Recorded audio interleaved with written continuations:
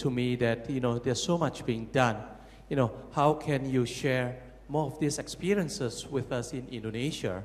In areas like you mentioned about, solar panel, LED, that are the solutions that what we are offering. And I feel that, with all these experiences, all these models that you have been, let's say, creating in China is very invaluable for us in Indonesia. Can you please share with us, how can you share with us in Indonesia? And the second thing is, perhaps the second issue is more with regards to funding. We are also a packaging company. We supply to the US for a lot of packaging products. And in a lot of these challenges is that, companies like Walmart or Target, which we are serving, they are very much interested in how can the packaging, or they can improve the, for a green environment. But the challenge always comes back to funding. And we as a packaging manufacturer, we have plants in Indonesia and China, we always have challenges on how we can address this issue. And I have to say that, these big companies, they also do not know where to start. Yeah. Yes, these are my points. Thank you. So I'll start with the packaging, because I think you should look at a technology using mushroom spores to create biodegradable packaging. So I can talk to you about that later. In terms of China, I found a really interesting trend starting in 2009. The Chinese government entities and companies used to come to me and say, oh, the Americans have such great technology, the Europeans have such great technology, how do we bring that to China? Why are they not bringing it to China?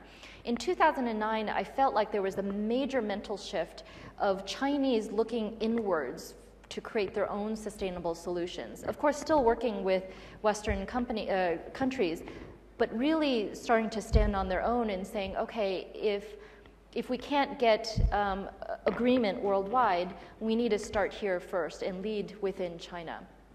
I think that the most important thing for any type of collaboration is to find win-win. So as one easy example, US and China have been, I think in the last few years, become increasingly at odds because the US views China as a competitor and there's major IP issues.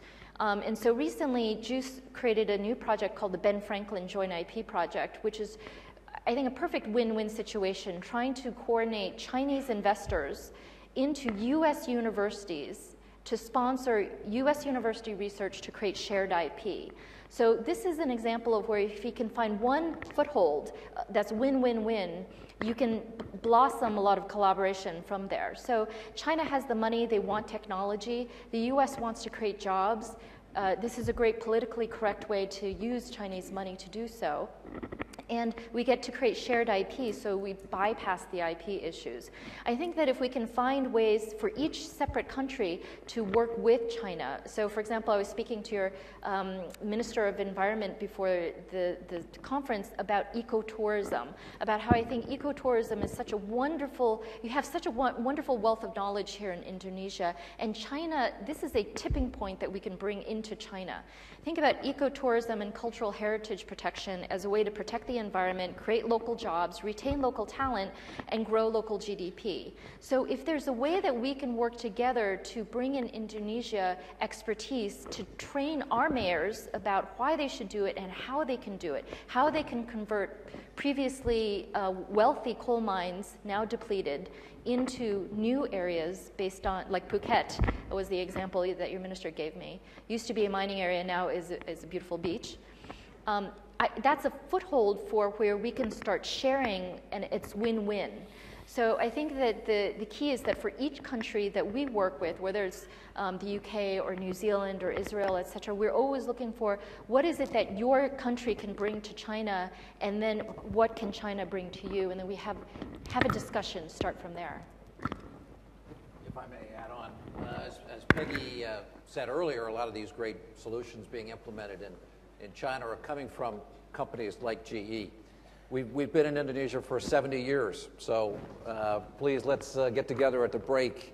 I'm sure we've got some great technologies you'll be interested in your packaging plants that will improve your energy efficiency and your water efficiency, and we can look at some renewable options as well. Thank you. Thank you very much. I think this has been a very inspiring, and I am an optimist, even though I think we have a problem with speed. If I can just sum up what I think is the three most important take-home messages here is I think solutions are available. It's a matter of scale and speed. An important part of the solution is coming together across supply chains and industries and benefit from each other's different expertise and streamline solutions across supply chains and industries. And the third, and probably the most important take-home message is, and I quote Fritz van Dijk, we have no choice. This must happen. And running out of water before running out of oil is a fundamental challenge, for sure. So let's appreciate the panel and give them a round of applause. Thank you very much. Thank you. Thank you.